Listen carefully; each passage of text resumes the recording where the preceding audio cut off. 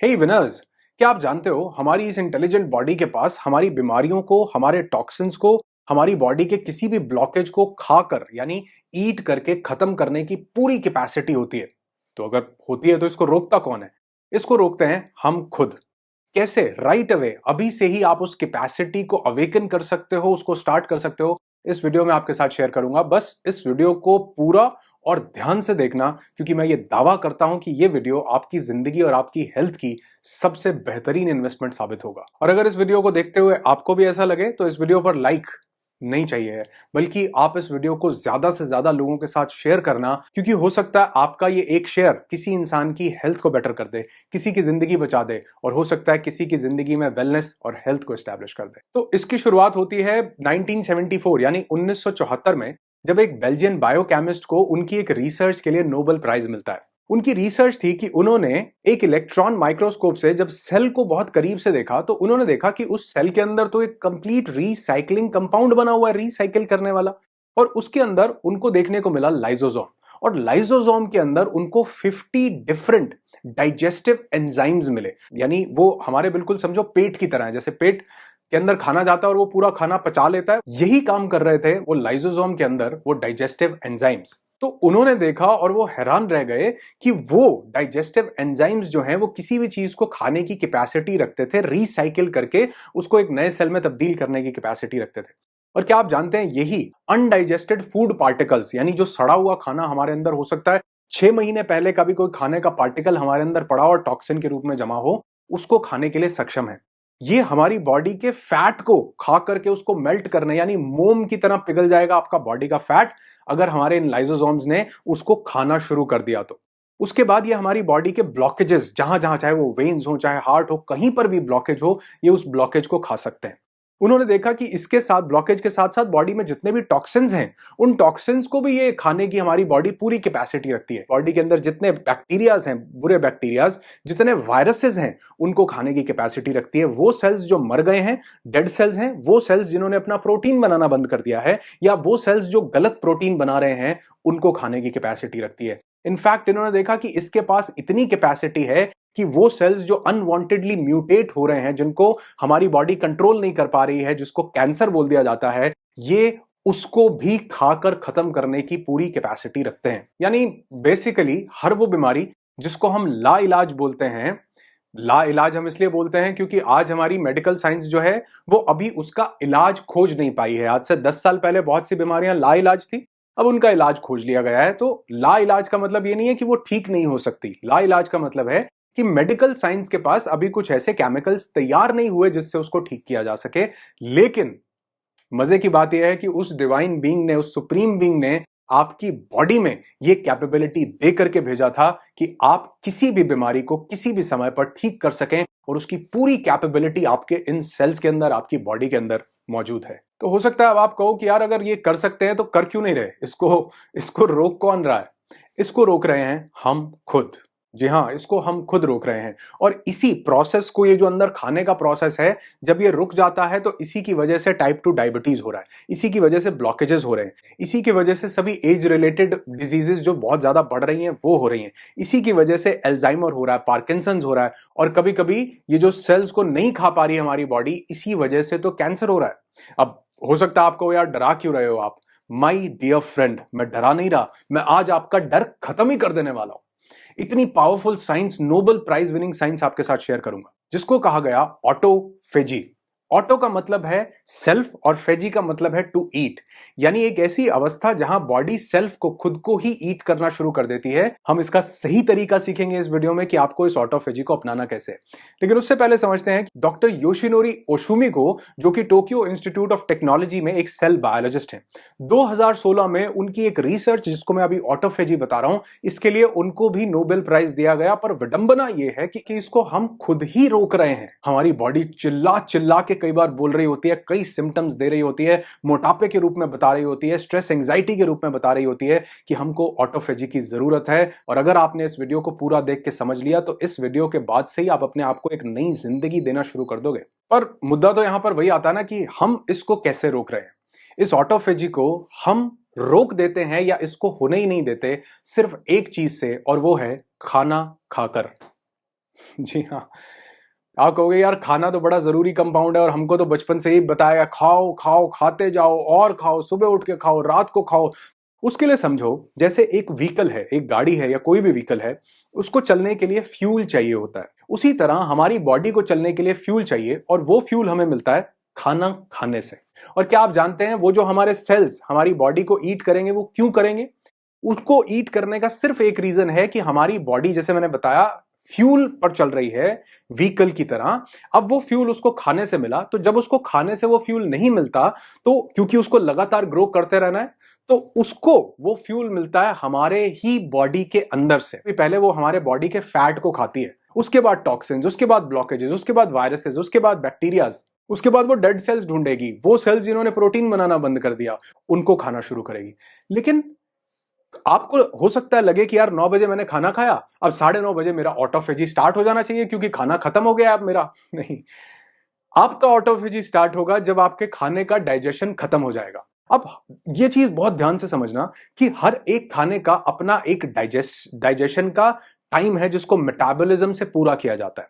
Suppose हमने एक fruit खाया, वो फ्रूट जब हमने खाया तो फ्रूट को डाइजेस्ट होने में आधे घंटे से लेकर के 1.5 घंटे तक का समय, एवरेज देखें तो 45 मिनट्स या 1 घंटे में वो डाइजेस्ट हो जाता है, क्योंकि उसमें ज्यादातर पानी ही तो है जिसको डाइजेस्ट नहीं करना पड़ता।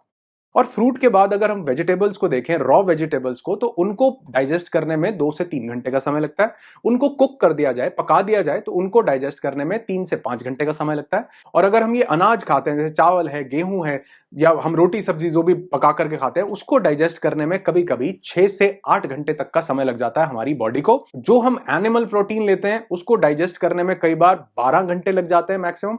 और जो हम एनिमल मीट लेते हैं उसको डाइजेस्ट करने में 24 घंटे भी कई बार कम पड़ते हैं।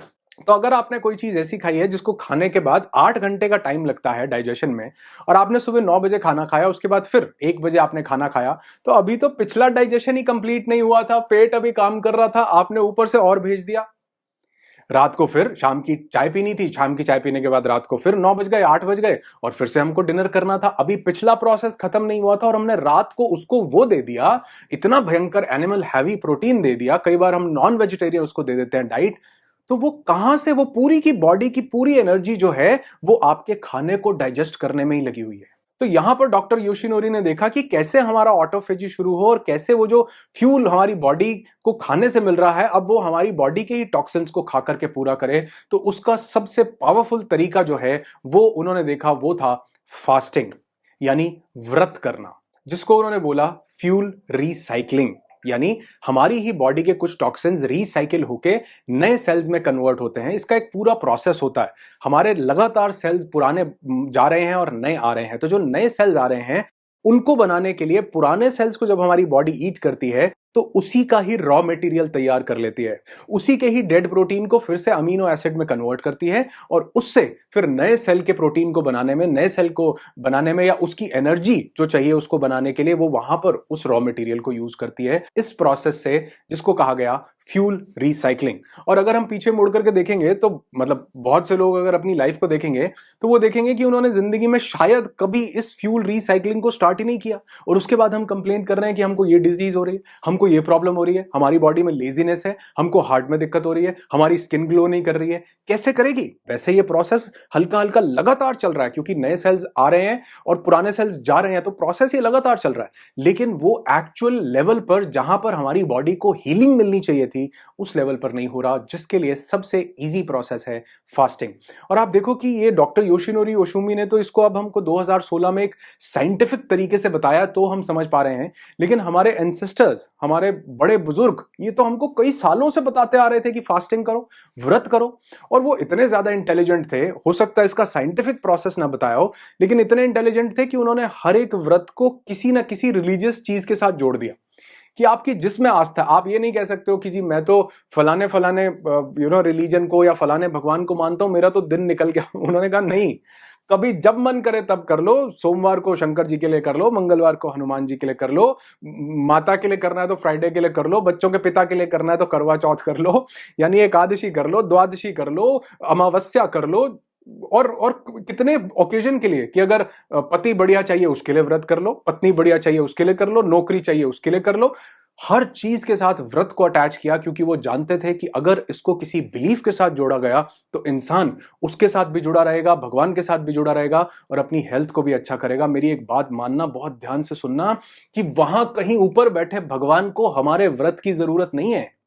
जो भगवान हमारे अंदर बैठा है ना, उसको इस व्रत की जरूरत है। अब इसको करना कैसे है, क्योंकि इसका एक सही प्रोसेस अगर आपने समझा तो आप इसको अभी से राइट अवे शुरू कर सकते हो।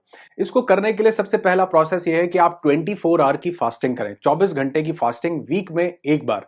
आप चाहें, इसको मैं बहुत फ्लेक्सिबल बनाऊंगा आपके लिए, आप चाहें तो उसको पानी पर पूरे दिन फास्ट कर सकते हैं, और अगर आप चाहें, आपको लगता है कि नहीं मैं इतना नहीं कर सकता, तो आप चाहें तो जूस पर पूरे दिन एक दिन फास्ट कर सकते हैं। उसके बहुत छोटे छोटे कॉन्सिक्वेंसेज होंगे। हल्का सा हो सकता है आपको एनर्जी डाउन लगे, या किसी को हेडेक लगे, या किसी को थोड़ी सी वीकनेस लगे, तो ये कोई डिजीज, ये कोई बीमारी नहीं है। ये सिर्फ उसके रिफ्लेक्सेस हैं जो आपको फास्ट करने से मिल रहे हैं, क्योंकि आपकी बॉडी अंदर एनर्जी के ऊपर काम कर रही है। तो इससे घबराना नहीं है, तो एक दिन में ठीक हो जाने वाली चीज है। पानी पर करो, नहीं होती जूस पर करो, नहीं होती फ्रूट्स पर करो, लेकिन करो जरूर। अगर एक वीक में एक बार नहीं कर सकते, महीने में एक बार करो। महीने में एक बार नहीं कर सकते तो एटलीस्ट क्वार्टर में, मतलब वो क्वार्टर नहीं, मतलब 3 महीने में एक बार आप इस फास्टिंग को कर सकते हैं। दिन में एक बार 24 घंटे के लिए, यानी अगर आपने आज सुबह 6 बजे खाना खाया या 9 बजे खाना खाया, तो अगले दिन सुबह 9 बजे आप फिर से खाना खाइए, ऑटोफेजी चालू होगी, बॉडी का ये मैकेनिज्म, रिपेयरिंग मैकेनिज्म स्टार्ट हो जाएगा। हफ्ते में एक बार जरूर कीजिए। दूसरा प्रोसेस, जो ये 24 घंटे का फास्ट नहीं कर सकते, उनके लिए दूसरा प्रोसेस है ईटिंग विंडो सेट करना, जिसको कहा जाता है इंटरमिटेंट फास्टिंग। इंटरमिटेंट फास्टिंग में हम लोग एक ईटिंग विंडो सेट कर लेते हैं कि इस दौरान खाना बिल्कुल भी नहीं खाना, कुछ भी नहीं खाना। चाहे तो इलेक्ट्रोलाइट्स ले सकते हैं, वो भी नेचुरल, यानी नींबू पानी और हिमालयन सॉल्ट डाल के आप वो बना सकते हैं, वो लेंगे, उससे एनर्जी जो है बरकरार रहती है। और ये जो लोगों को दिक्कत हो वो शुरू कर सकते हैं 12 घंटे की फास्टिंग से। यानी आप कोशिश कीजिए, अगर आपने रात को 9 बजे खाना खा लिया तो रात के 9 से अगले दिन सुबह के 9 बजे तक बिल्कुल भी नहीं खाना। अब ये सबसे ईजी स्टेप है, सबसे पहला शुरू करने के लिए। इसके बाद आप इसको लेकर के जा सकते हैं 14 आवर्स तक। यानी अगर आपने रात को 8 बजे खाना खा लिया तो अगले दिन सुबह 10 बजे तक आपने बिल्कुल भी खाना नहीं, कुछ भी नहीं खाना, लिक्विड लीजिए सिर्फ। इसको थर्ड लेवल पर लेकर के जा सकते हैं, जिसको एग्जैक्ट इंटरमिटेंट फास्टिंग बोला जाता है, 16 आवर्स की फास्टिंग। यानी सिर्फ 8 घंटे की विंडो में ही खाना खाएं। जो हमारे वैदिक काल से हमारे लोग, हमारे एंसेस्टर्स बोलते थे कि सूर्यास्त होने के पहले खा लेना चाहिए और सूर्य उदय होने के बाद। तो अगर आपने अपनी बॉडी को ये 16 घंटे के लिए रेस्ट दिया, उसको कुछ डालते ही नहीं रहे, तो वो आपके खाने के डाइजेशन को जैसे ही 4 5 6 8 घंटे बाद फिनिश करेगी, उसके बाद वो एनर्जी आपकी बॉडी के लिए अवेलेबल होगी, ऑटोफेजी करेगी, आपकी बीमारियों को ईट करेगी, वायरसेस को, बैक्टीरियाज को। और आपने देखा होगा, जब भी कोई इंसान बीमार होता है ना, तो डॉक्टर उसको ये बोलता है कि इसको जितना हल्का हो सकता है उतना हल्का खाना दो। दवाई काम कर रही होती है, लेकिन उसके साथ साथ वो जो बॉडी है वो खुद से उसको हील करती है। और आप देखोगे, जब भी हम किसी बीमारी के अंदर जाते हैं तो सबसे पहले हमारी भूख मर जाती है। ऊपर वाले ने मैकेनिज्म ही ऐसा दिया कि इसकी भूख मरेगी सबसे पहले, ताकि इसकी बॉडी वो भूख से हटके, इसका ध्यान भूख से हटे और वो बॉडी जो है वो ऑटोफेजी के मैकेनिज्म को शुरू कर सके। पावरफुल चीज है। तो 16 घंटे की ये फास्टिंग रोज आपकी ऑटोफेजी को स्टार्ट कर सकती है। रोज नहीं कर सकते, ऑल्टरनेट डे पर इसको कीजिए। कोशिश कीजिए कि डेली या रेगुलर बेसिस पर एनिमल प्रोटीन को अवॉइड कीजिए। हो सके तो नॉन वेजिटेरियन डाइट को बिल्कुल ही अवॉइड कीजिए, अगर आप हील करना चाहते हैं या अपनी बॉडी को, अपनी एनर्जीज को बढ़ाना चाहते हैं तो, क्योंकि उसको डाइजेस्ट करने में बहुत समय लगता है। और कभी कभी तो पिछले 6 महीने पहले का भी कोई फूड का टॉक्सिक कंपाउंड हमारी बॉडी में आज भी पड़ा हो सकता है। अभी निकालिए उसको, हर बॉडी के टॉक्सिक कंपाउंड को निकालिए इस ऑटोफेजी को शुरू करके। और अगर इसको मैं एक लाइन में समराइज करूं, करना नहीं चाहिए वैसे, लेकिन अगर एक लाइन में करूं तो ये सिर्फ एक मैकेनिज्म है कि our body becomes healing machine when we are empty stomach. खाली पेट रहने से हमारी बॉडी ही हीलिंग मशीन बन जाती है। लेकिन इसका यह मतलब नहीं है कि हम 10 दिन तक अगर खाली पेट रहेंगे तो हम फिर भी हील ही करते रहेंगे, नहीं। क्योंकि इन सब टॉक्सिन्स को, फैट को, डेड सेल्स को, बुरे प्रोटीन को खाने के बाद हमारी बॉडी हमें ही खाने लग जाएगी। तो ये नहीं करना कि 7 दिन तक 7 दिन तक हम उस खाने को नहीं खाएं। इसका एक प्रोसेस जो कि इंटरमिटेंट फास्टिंग, ईटिंग विंडो, उसको सेट कीजिए। 24 आवर फास्टिंग कीजिए हफ्ते में एक बार, नहीं तो महीने में एक बार जरूर कीजिए। और इसके अमेजिंग रिजल्ट्स को अपनी जिंदगी में खुद देखिए, क्योंकि प्रत्यक्ष को प्रमाण की जरूरत नहीं पड़ती और ये प्रमाण आप मुझे देंगे, कमेंट करके बताएंगे। जब आपको इससे रिजल्ट मिले, वीडियो पर वापस आना, कमेंट छोड़ना, ताकि और लोग जो इस वीडियो को देख रहे हैं उनको पता चल सके कि हाँ, बहुत से लोग हैं जो अपनी लाइफ में इस एक ऑटोफेजी को अपना करके अपनी जिंदगी को, अपनी हेल्थ को अमेजिंग बना रहे हैं। आपकी जिंदगी खुशियों से भरी हो, यही दुआ करता हूं। I wish you lots and lots of peace, tons of happiness and bundles of success in your life. Be happy, be alive.